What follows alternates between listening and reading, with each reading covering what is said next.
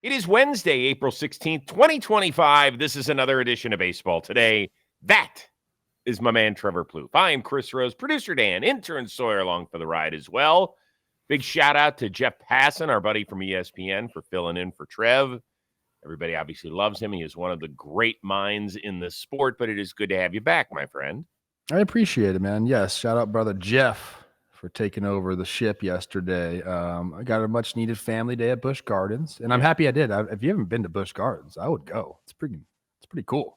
Yeah, it is. I never went. It's been a while since I've taken a family or gone to Florida. It's a zoo mixed with a theme park, and the roller coasters are actually very. There was a mix. There were some for little kids, and there were some extreme ones. We went on this one roller coaster 3 times in a row. It was amazing. See, I'm not a roller coaster guy. I can't handle it because of my back. But even pre-back injury, I'm so afraid of heights when I'm exposed. I'm fine when I'm flying or in tall buildings. But when I'm outside, I can't handle the height stuff. Freaks me out. I mean, I'm not afraid of any of that. But no, you're not. You're not afraid of much. Anything except spiders. All right, let's get to it. Start off with a tip of the cap. We talked about it extensively on yesterday's show, Jackie Robinson Day. I was down at Dodger Stadium. It was awesome to see both the Rockies and the Dodgers wearing the 42s. And how about the Dodgers with the Brooklyn throwbacks on top of it? That was cool. I love seeing that. That shot right there, Mookie, is classic. It's great. Very cool. Josh Naylor wearing his Jackie cleats, which I love. I love it whenever guys are wearing stuff on their shoes. It always gets me. This comes so far, nowadays. You used to get sent a few things here and there for these special days, but now guys have the ability to customize the cleats and stuff like that. I mean, it's great because Jackie obviously means so much to everybody, and now you're able to showcase it a little bit more. And how about Jazz with the, wearing the style of pants that Jackie did back in the day? Nice touch. I love it, man. It's very, very cool. And Cal Raleigh with his catcher's gear with the big old 42. That might be my favorite right there. Yep. It's great. It's great. And, the Dodgers obviously have a special ceremony several hours before the game. And a few years ago, they started inviting the other team that was in town to celebrate Jackie Robinson Day. So everybody's out there in their 42s. And I talked to a bunch of players on both sides, and they were like, this might be the best moment of the year. Kareem Abdul-Jabbar had a chance to address them. And, of course, not only a legendary basketball player, but a mover and a shaker when it came to, civil rights. I mean, joined forces not only with Jackie Robinson and Jim Brown, but Dr. Martin Luther King Jr. as well. I mean, he's a walking history book. And for it's one of my kids' favorite books is Who is Jackie Robinson? There's a series of that, and we've read that a million times. Yeah. Isla, for some reason, that's her go-to book. Love it. Love it. That's great. So tip of the cap to everybody around Major League Baseball. That was awesome. We move on. Arizona took its show on the road, and even in April, the D-backs are caroling. Corbin Carroll drills it way gone, and that's a grand slam in the upper deck in Miami. Corbin Carroll's reign of terror continues in April, his 6th of the year. Well, first of all, before we get to the team, I would say he's back, right? He is back. Nobody gives him credit for his pop. He's got sneaky, just easy pop. The first person to tell me about that was Longo when he was on the Diamondbacks a couple years ago. He's like, this guy can hit the crap out of the ball, and we are seeing it this year. He is absolutely locked in. Yeah. Got to see him in spring training over at the CAA house. And, yeah, I mean, he felt like he was ready to get it back, all the way back. I think he finished up strong, but it was not easy for him for much of 2/3 of last season. Yeah, he wasn't healthy. Now he's feeling like himself again. He's able to, use his athleticism and that strength that we talked about. He looks great, man. So the reason I'm wearing a Diamondbacks hat is because we're discussing them. And are we looking at the most dangerous lineup in the National League offensively, if not all of baseball? Is that too strong a statement? Okay, I'm gonna preface this by saying I love the Diamondbacks lineup. I think they can beat you in multiple different ways. They have power, they have speed, they have the ability to move runners when need be. I love a guy like Perdomo in my lineup that can do all those different things. They're aggressive on the base pass. All these things they do so well. I'm going to give a shout out to a different team right now, Chris. Did you know that the St. Louis Cardinals have nearly identical team hitting stats to the Arizona Diamondbacks? Like nearly identical. All right, So stop. Hold on. You're saying if you have a lineup to take, you would take the St. Louis Cardinals? I'm not saying that. I'm saying as we sit right now, okay, the Cardinals are third in all of baseball in OPS at 786, behind, right behind the Diamondbacks of a 789. The slug's about the same. The OBP's 346 to 348. Stolen bases, everything is just practically identical. So yeah, like, do you want to shout out Arizona, all the different things they can do? Yes, they're great. I don't. Well, shoot. I mean, yeah, they're going to end up being one of the best offenses in baseball. But the Cardinals deserve it too, Chris. I can't let that slide. I'm looking at the stats right now. I just can't let it slide. Brandon Donovan, obviously a huge part of why they're doing that with the Cardinals. But I guess to answer your question, do the Diamondbacks have the best lineup in the National League or baseball? I still am going to go with Dodgers on that, even though they haven't particularly played well. I think overall at the end of the season, we'll end up seeing them, at the top of most statistical categories. Yeah, but I don't think the Diamondbacks are going to be that far behind the Dodgers. And by the way, they weren't shout out last to year. the Cardinals and shout out to you because I didn't know that they had gotten off to that good an offensive start. The only team that's got a higher OPS, by the way, than the Arizona Diamondbacks is the New York Yankees.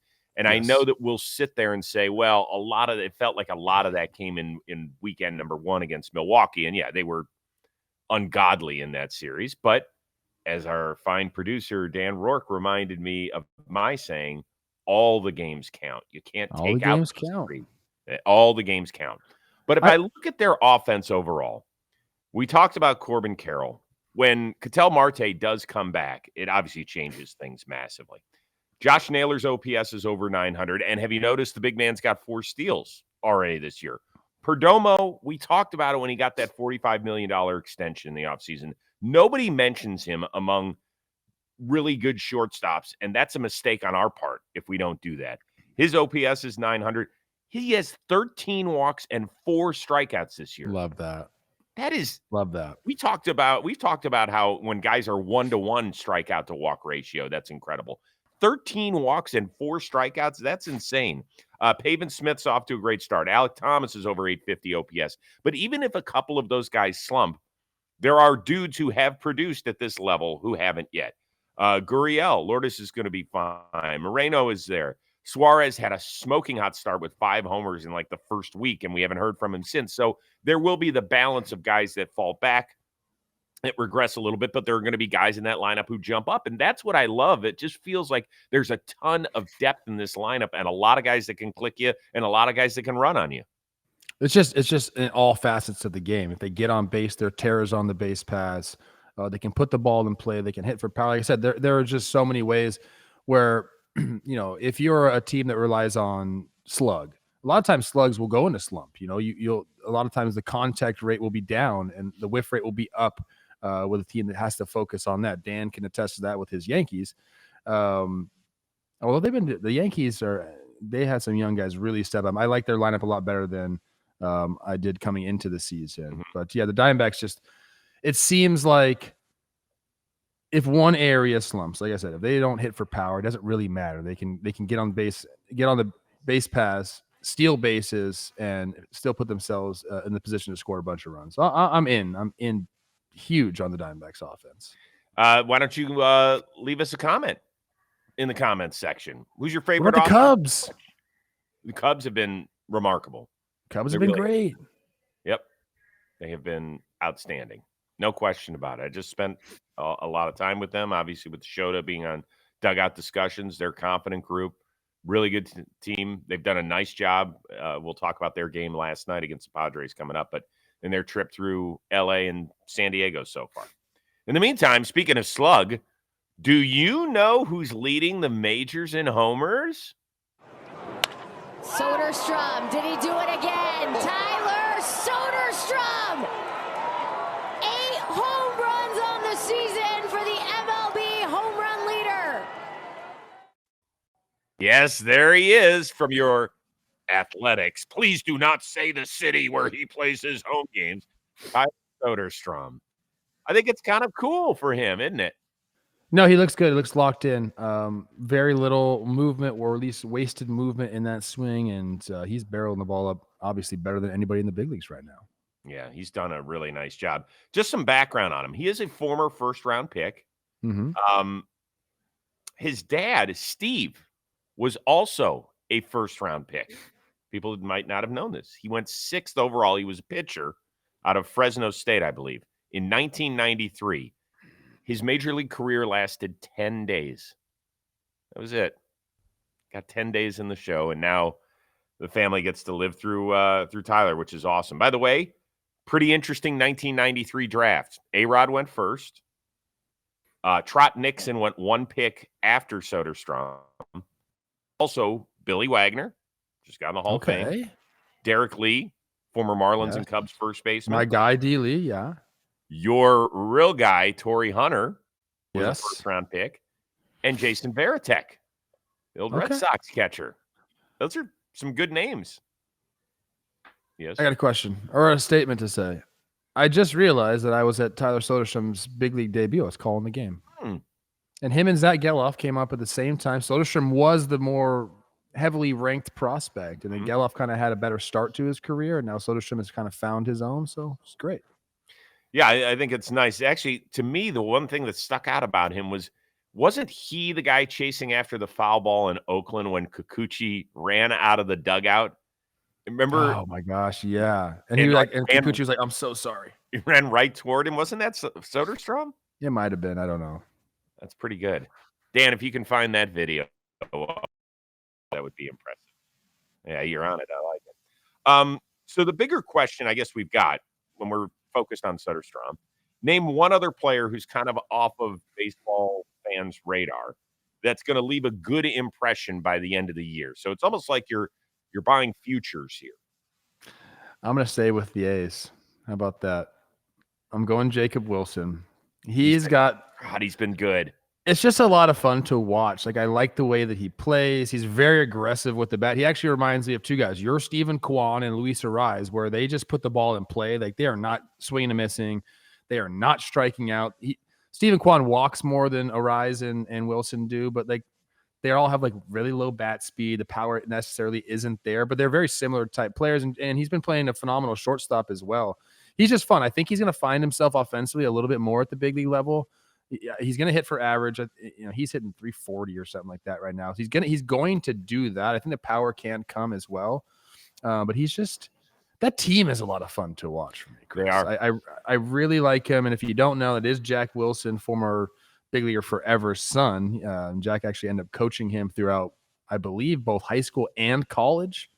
So he's been under the tutelage of his big league father for quite some time. And maybe I just have a little bit of a soft spot for that, as maybe I just want to see Teddy become Jacob Wilson.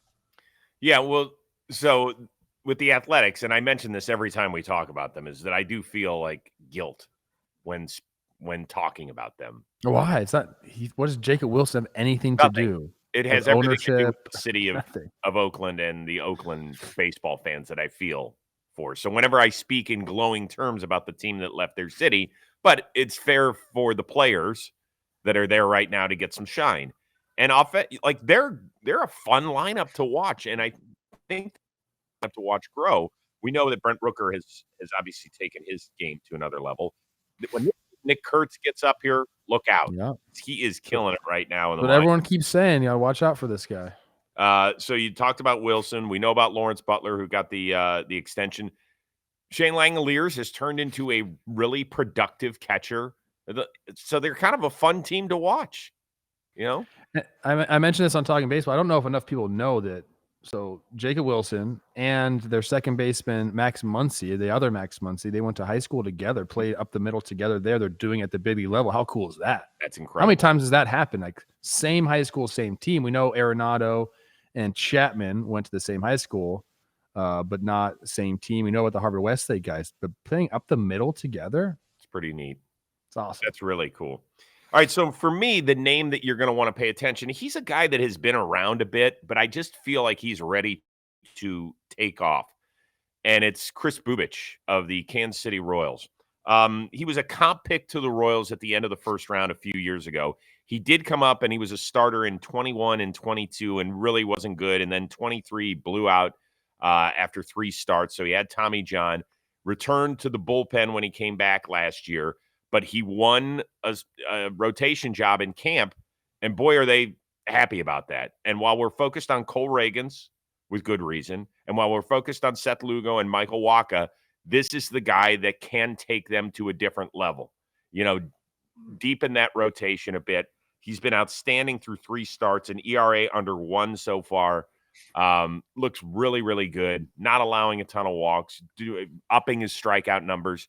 He just feels like one of those pitchers that by the end of the year, you're going to be like, oh, he finished in the top 10 in the Cy Young voting. Like, I barely saw one of his starts. So when you're flipping around and he's pitching the next time, say, I remember the guys on Baseball Today talking about him.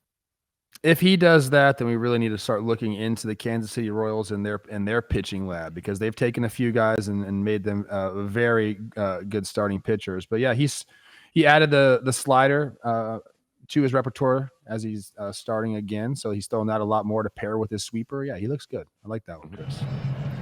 He's good. Oh, here's the play. Here it is. And again, a ton of foul territory here. Soderstrom over. My. Oh. He collided. Who is that? Is that Kikuchi? Is that Kikuchi? He collided with Yusei Kikuchi, who was Where were you going? Trying to get out of the way. Is that Kikuchi? That's so good. Dan, excellent work finding that. Very, very good. What are you looking at? Olivia's here. I'm just looking at her right now. I would look at you. You are so in love. For people that are audio only, if you could have seen the look on Trevor's face when his bride walked in the room. I'm very much in love. Yes. Wow. Very, very much. It was nice to chat with her. Although I didn't get angry with her, but I asked her, really, you gave Trevor SPF 15 the other day? Can we give him something more? She goes, I'm actually back, though. I look good now. Well, that's what she said. She said the burnt. No, you're still red, dude. I'm not. I promise you. Today, I'm going out there, no shirt. Gonna lock this tan in. What Chris. SPF did you put on? I haven't put any on yet, but I'll put like 30 on today. More, up it, please. Come on, jeez, oh man, do I have to be the dad of this show too? Bad enough I got to do that in a warehouse, but for you as well. All right, today's episode of Baseball Today is sponsored by MLB 9 Innings, a Major League Baseball game you can play in the palm of your hands. MLB 9 Innings has a wide variety of game modes, from league mode, where users can play through a season, to live player v. player. 9 Innings has over 2,000 player cards to collect and use in your dream roster. MLB 9 Innings has the most up-to-date rosters, team logos, ballparks, and unis. And 9 Innings has also added new historic players to the game, like Joe DiMaggio, Satchel Paige, Kirby Puckett, Derek Jeter, and one of the newest Hall of Famers in Adrian Beltre. You may have already seen it, but MLB 9 Innings has also released an incredible trailer this year as well. Trouty's in it, Ken Griffey Jr.'s in it, Greg Maddux is in it, so check out the trailer on the MLB 9 Innings official YouTube channel. Download and play MLB 9 Innings 25 today. Click the link in the description. Off you go. You will have a wonderful, wonderful time. Hey, can't believe this. Padres lost a game at Petco Park after winning their first 11 to Cubs got them 2-1 in extras, but we have to talk about what happened with Manny Machado's at bat. I believe it was in the 6th inning, okay? He's going against Shota. Maybe it's the 5th. It's 5th. He hits one down the right field line. Kyle Tucker comes in, is under it, just clanks it. Happens. Later in the at-bat, pops one up at the plate. Ball gets blown foul. The third baseman, Gage Workman, comes in, has it hit right off the heel of his mitt. So Machado's still alive. Listen to Boog Shambi on the call. The 2-2.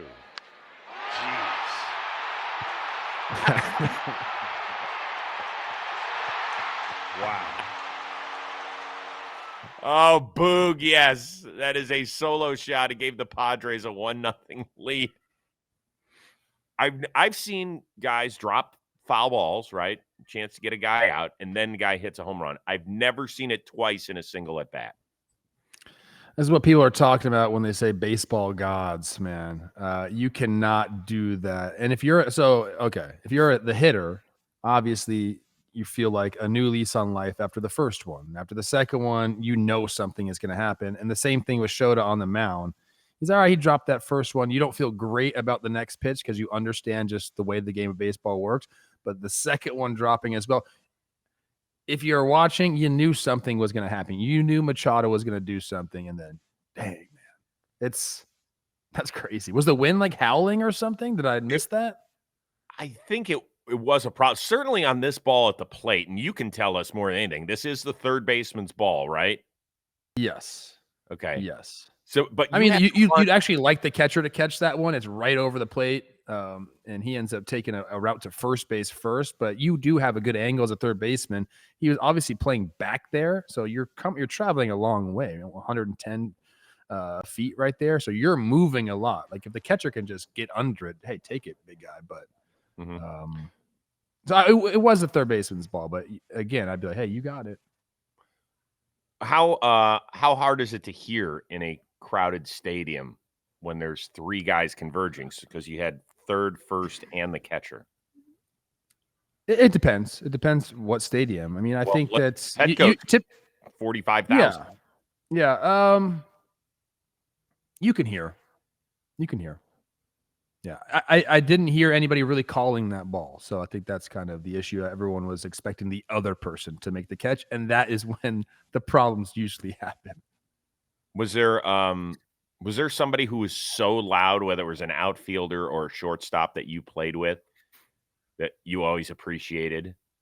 No, it's not really about being loud. It's about having time with each other. So you understand like the range. That's the biggest thing. Like if I know your range, I know where I get to go. And you do talk about that. You know, if someone's in left field and you know they can't really come in on the ball great, then you tell, hey, shortstop, third baseman, we're going to go out in there and get balls. If someone has a lot of range, you understand like you don't need to go. So I think that's more of what it's about than like calling it loudly. It's understanding everyone around you and what their range is. I imagine your range was pretty good, having been a former shortstop. It depends. When I got more of a thick boy Plouffe, it, obviously went down a little bit. I was never known for my range, Chris. Let's put it that way. More of a defensive positioning, strong arm type of guy. And last thing, did you ever have a major collision? No. Oh, no, good. Nothing major. Yeah, no.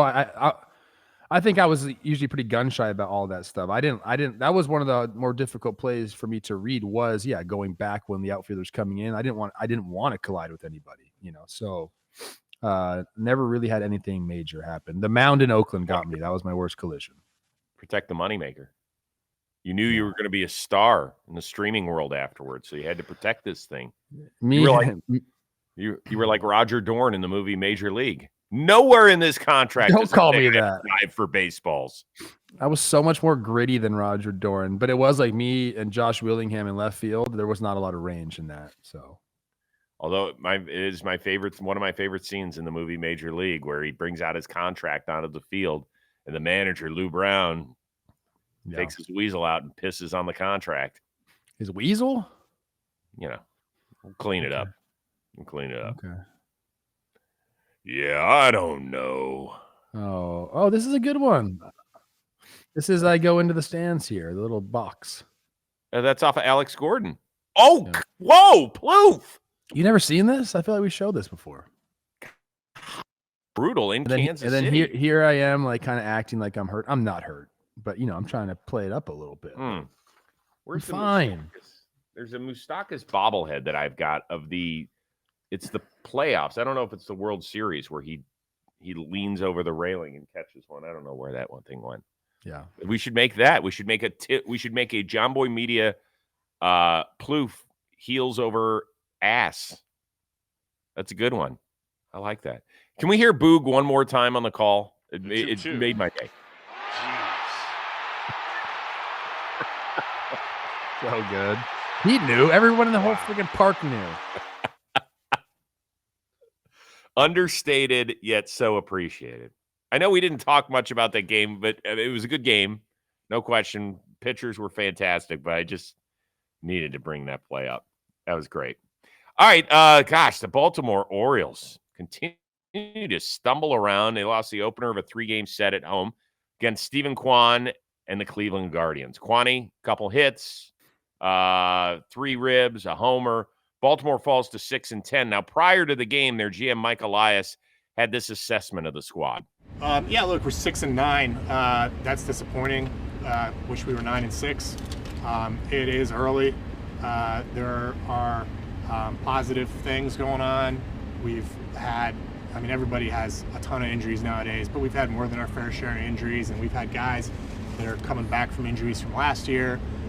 Didn't have Gunnar for the earlier part of the season. He's just getting going. So there's a lot there, but yeah, overall, would like to have a better record at this point, and there's a couple of close games that we feel like we could have won, but still see an enormous level of talent in this team, still see a playoff team, and you know, we're going to keep pushing away and working to get things back into place to the degree that they aren't in place, and doing everything we can across the organization to improve things and improve our record, and I think it's going to happen. Okay, so there's been a lot of heat on their skipper, Brandon Hyde, on Mike Elias as well. Is it warranted? Oh man. I'd say more so on the front office side. There should be a little bit more heat because I think there were some holes that we wanted them to address, and they necessarily didn't do that. I'm not out on the Orioles. They have not played good baseball. I think it's okay to talk about that, but I do think that they have a chance to come back and do well. If you look at the starting pitchers, I mean, Eflin's been about as good as you could hope for this year. Povich has pitched really well. Sugano's looked pretty good. So like they've answered some questions there. They need to get Grayson Rodriguez back and all these things. That's obviously going to help. And then if you look at the lineup, you know, the guys that are really leading the charge aren't necessarily guys that you would have expected. I mean, Mullins is going crazy. You brought in Tyler O'Neill. That's been a great signing for you. But you mentioned like Gunnar hasn't, you know, he's coming back. He hasn't been himself early on. Jackson Holiday continues to struggle. Kjerstad has not played well. Like, so they do have the ability. Like some of those guys I believe in, they're going to be there at the end of the year. So if like the guys at the top, if Mullins continues not one dotting it, but if he has a great year and O'Neill ends up being a great signing, and then some of those guys that we expect to be good, you know, find their form the rest of the season, like they're still plenty to like about this Orioles team. But yeah, if we had to put some heat on somebody, I would say the front office, because we knew they needed starting pitching. They needed to at least get some better depth, and they addressed that a little bit with Gibby. But I still believe in the Orioles. I do. I always have a hard time speaking about the manager when you're not covering a team on a daily basis. If you don't have a beat and you're not inside the clubhouse every day, it's hard to comment on a manager. Yeah, I could talk about moves they may have made, right? Putting Mateo in center field, that looked like a disaster. They didn't like that. Yeah, I didn't either, but Baltimore fans did not like that. Strictly a managerial move. I don't believe in that stuff based on the way that the game is shaped these days. So what I can talk about is the makeup of this team, meaning how the personnel is put together. And I have been on a soapbox for years for them to go pull the trigger on something. And they did it one time with Corbin Burns. And it was a one and done. And their next move last year was to go get Eflin, which has worked out, and also to go get Rogers, which has been a disaster. I mean, a disaster, right? The guy couldn't get out of the minors. They sent him down. They ended up trading Stowers and Connor Norby, who's going to come back from an injury soon. But Stowers is off to a really nice start in Miami this season. We talked about it all the time. Get rid of some of your prospects. It was interesting. One thing that Elias said was, we still have really good talent. Is that his way of saying, hey, shit, I've done my job? Maybe it's time for these guys to start doing theirs. You can't disagree with that. I mean, it's true. They do have really good talent. One thing I'll say, and people might get sick of hearing me say this, but a lineup like this needs like a veteran to come in and really set the tone. And you don't even have to be a guy that performs, you know, and is the best hitter on the team. You just need a guy that's kind of been around the block, been through some slumps, seen major league pitching for, you know, 7, 8, 9, 10 years. So the guys that I have circled that I want every single team to sign, like this team would do great. Like Carlos Santana, Justin Turner, JD Martinez, like those types of guys in a clubhouse like this, I think would be perfect. So I don't know. I think that's kind of what they're missing a little bit of that like veteran offensive presence. Yeah, you talked about O'Neill and Cedric Mullins. They're the only two with an OPS over 800. And we understand that usually batting is trailing pitching at this point of the year, and it's cold. Right. It's cold for everybody. And injuries happen to every team. So I don't like to hear that sort of stuff. Drives me a little nuts. I think they'll be fine, even though neither one of us picked them to make the playoffs. I think they'll be in it. I would like to see them pull off a major midseason trade. Major. Yeah. I mean, that would change our outlook big time. What's that? It would change our outlook on them big time. Totally. I love big midseason trades. I'm not talking about the Corbin Burns offseason deal. I'm talking about midseason where you say, we're rolling with this guy who's under 26, that guy who's under 26, and you know what? We hate to say goodbye to that guy who's under 26, but we got to do something. I would like to see Mike Elias do that. Stop screwing around. Let's do it. All right, last thing. Most important individual performance of the night. We just handpicked 3 of them. Alex Bregman going 5 for 5 with a couple of big flies. Red Sox take care of the Rays. Hunter Brown, 6 shutout innings. He was awesome in a 2-0 win in St. Louis. Tyler Mahle of the Rangers, 6 shutout, 9 Ks against the Halos.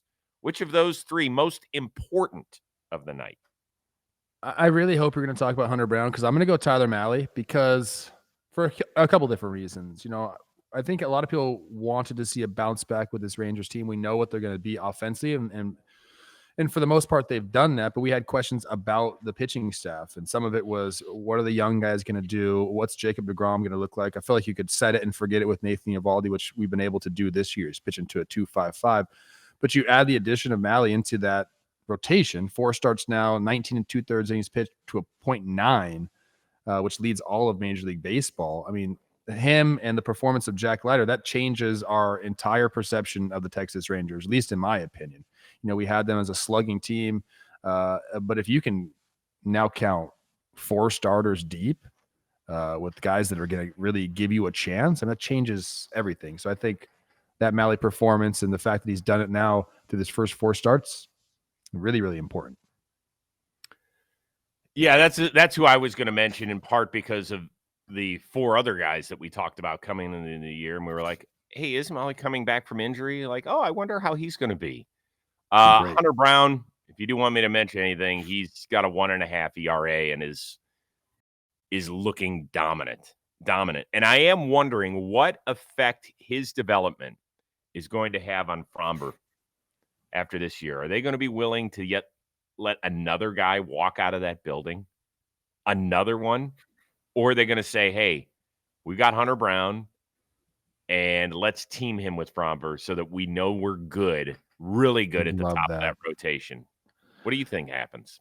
I don't know. I think he's going to demand a lot. I've said this on the show before that I think his stuff and the way he pitches, he'll have the ability to maintain, you know, what he does on the mounds. Like he's not super reliant on velo. He's got a bunch of different pitches already that he can throw for strikes. He's already a pitcher, not just a thrower. Like it looks like he's going to be able to continue with his stuff late into his 30s. So I think any team that goes after Framber is going to be smart. So I think they'll probably let him go, for being honest. That's just the way they do business there, especially if they have another year where if they make the playoffs or they're close. I think they'll say our system works. What we do works. Let's continue to do it. If they fall like way back and they have a bad year, maybe they think about, you know, what they've done, you know, with losing those guys. But to me, it seems like they'll just go business as usual. Well, to focus a little bit on Hunter Brown and what he's done, he's gone exactly 6 innings in each of his 4 starts. His whip is under 1. Guy's allowed 15 hits so far in 24 total innings. It's great. And he's allowed 1 homer this year. Just a single homer. And that was he's a stud. Yeah, he is a stud. He's been one of the better pitchers in baseball, one of the best pitchers in baseball since May of last year. Yeah, he's really good. He's really, really good. One last thing that was kind of cute. before we get out of here, Jason Dominguez of the New York Yankees, bases clearing double to give them a lead and eventually the win over the Kansas City Royals. On the wraparound, he knocked his helmet off. He eventually got replaced, even though I think he had 3 hits in the game. Maybe it was 3 for 3 at that point. Aaron Boone was asked, well, why in the world would you replace a guy whose bat is that hot? He goes, well, he knocked the contact lenses out of his head on that. So he didn't have other contacts? I don't understand this. First of all, I've never seen a finish like that on a swing. Like what? I just never seen that before. First guy to concuss himself on a wraparound? Yeah, that's crazy. But don't you have extra contacts? I don't understand this at all. I don't get it. Do you wear contacts? They couldn't get him fast enough? I don't wear contacts. I used to wear contacts. I hated them. I couldn't wear them in television studio because they keep it so cold that it dries your eyes out, and then I couldn't read the prompter. Okay. Some people would say I can't read the prompter anyway. But, yeah, you have extra contacts, whether you're an athlete, a sportscaster, or anybody else. Do you want to hear one of my most embarrassing baseball stories? I'll give it to you in 15 seconds. I'm in low A, right? And it's like summertime. And all of a sudden, a bug just goes boom right into my eye. And I'm talking right into my eye. Like I couldn't see out of my eye. It just wasn't in there. And I could feel like it was like on like my, what is this? My cornea, my eyeball. I don't know what you called it. The main part of your eye. Trainers come out. They're trying to get it out. They can obviously see it, but then it starts to go up my eyelid. 2 or 3 minutes goes by on the field. And finally like, dude, we're just going to take you out. Like, let's go work on this in the clubhouse. I had to leave the game because a bug flew into my eye. I'm like, get the fucking bug out of my eye. Let me play. And they just couldn't do it. So I got made fun of a lot for that one. What inning was this? It was early on in the game. It's like second or third inning. It's gone. Has been removed from precautionary reasons. Bug in his eye. Unbelievable. Yeah. That's one I haven't heard where you have to get removed. A couple times a year, guys will have trainers come out and flush it out of their eyes. Removed from a game. They were just like, we're on the field for too long. They were like, can we hurry this up? And like, we can't get it. Let's just take it back in the clubhouse. You're done. I love that. That's great. Go enjoy the rest of your day's vacation with your lovely family. We are back at it again on Thursday for our one-of-a-kind producer, Dan Rourke, our amazing intern, Sawyer. That is the uber-talented Trevor Plouffe. I am Chris Rose. Remember to smash that like button and subscribe as well. This is Baseball Today. We'll see you on Thursday.